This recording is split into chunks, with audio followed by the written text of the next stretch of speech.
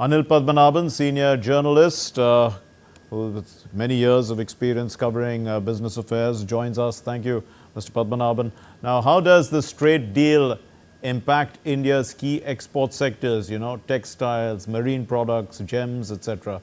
Does it give us that competitive advantage? And is it better than any existing agreement we have?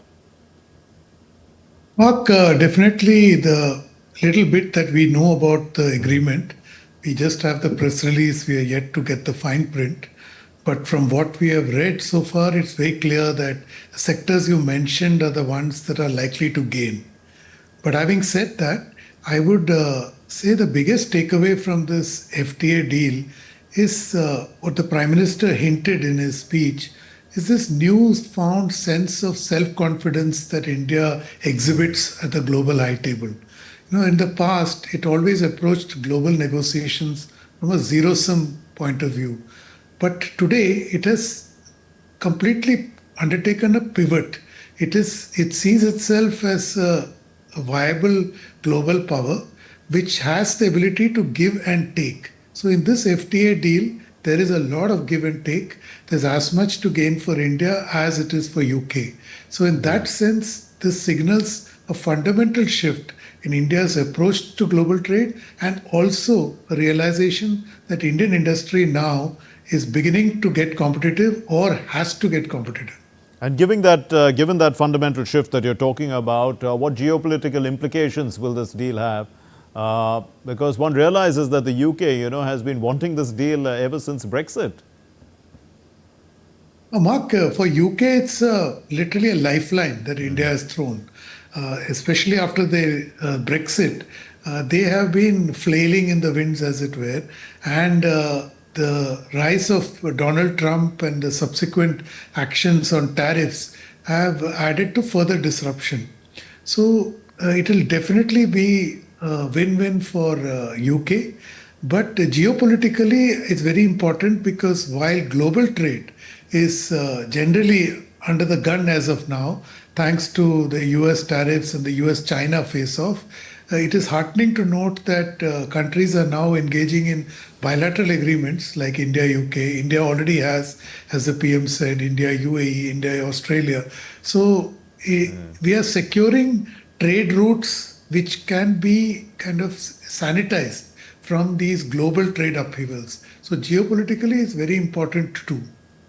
And Mr. Padmanabhan, the Minister Piyush Goyal, he says that it's going to help job creation, industrial growth, innovation and the like.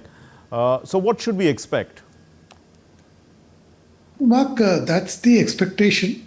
I do really hope that all of that plays out. But we have to wait and see. Both sides have claimed that.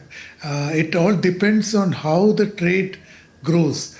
But see, as of now, it's about 45 billion pounds, right? The trade between the two countries, which if it, say, doubles in the next 5 years, it is bound to create employment and investment. And also, from whatever I read in the press release, there is an investment deal that will follow through, which means that there will be some kind of agreement between the two countries on investment between the two countries. So, when we look at free trade agreements, we tend to see it only in terms of import and export of items and tariffs.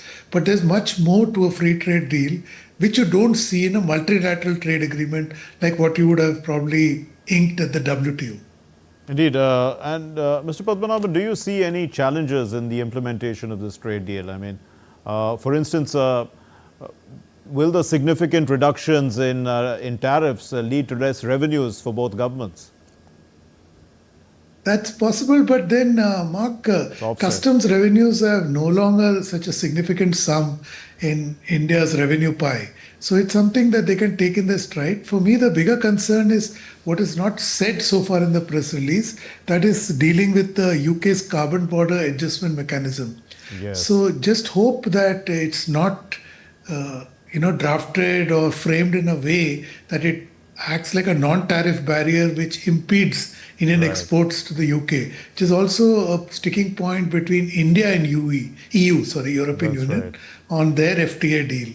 So we need to watch out for that. But as of now, going by whatever little we know, it's an excellent deal at this point of time. So what we worked out with the UK, then we can signals that we can work out with the EU as well, is what you're saying, and you could have some long-term benefits going forward. I hope so, because now that if we need to know this carbon mechanism, how India has negotiated with UK. UK, since they left the European Union, has its own mechanism. But the European Union has a much stricter mechanism, and it's been a point of dispute between both countries. Presumably, EU will now be, I mean, this acts like an incentive, or rather that, a fear that they might miss out.